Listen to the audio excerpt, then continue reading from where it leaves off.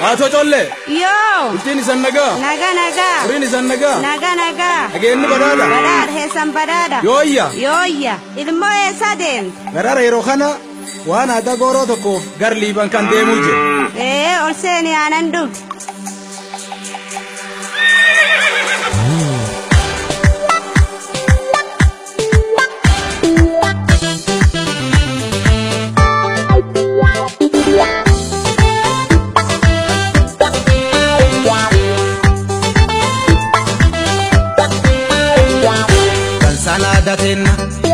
Tansanadatenna melala rufa lichotenna Tansanadatenna melala sagasiketenna Ahadatan kamnu akamin kabiya kajella Ahadatan kamnu akamin kabiya kajella Ada ufigate dalle nada biya alcha Ada biya sulle melala tenna tirridansa Urfajito difte jarkena kana manunata Urfajito difte jarkena kana manunata Adibale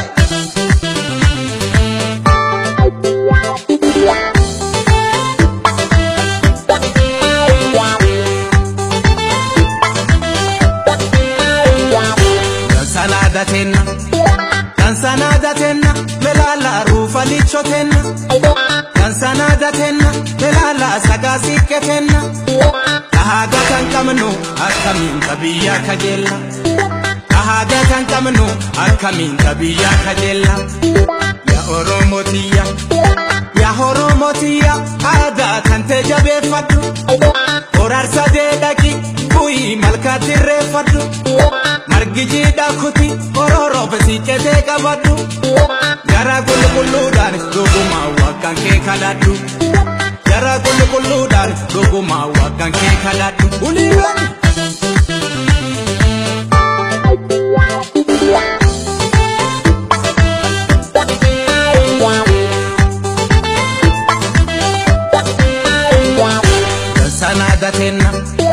Tansanadatenna melala rufa lichotenna Tansanadatenna melala sagasiketenna Ahadatan kamnu akamin kabiya kajella Ahadatan kamnu akamin kabiya kajella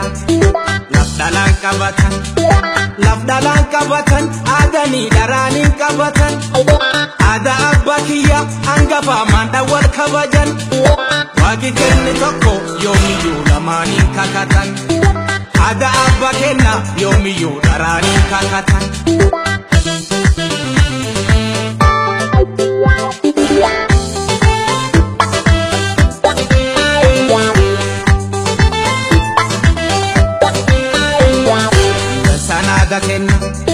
Tansanadatenna melala rufa lichotenna Tansanadatenna melala sagasiketenna Ahadatan kamnu akamin kabiya kajella Ahadatan kamnu akamin kabiya kajella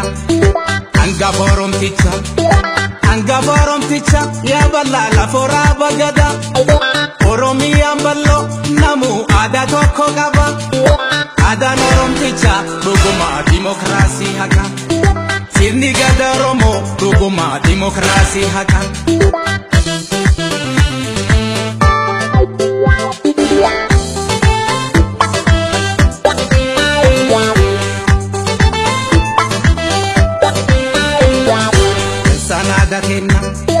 Tansanadatenna melala rufa lichotenna Tansanadatenna melala sagasiketenna Ahadatan kamnu akamin kabiya kajella Ahadatan kamnu akamin kabiya kajella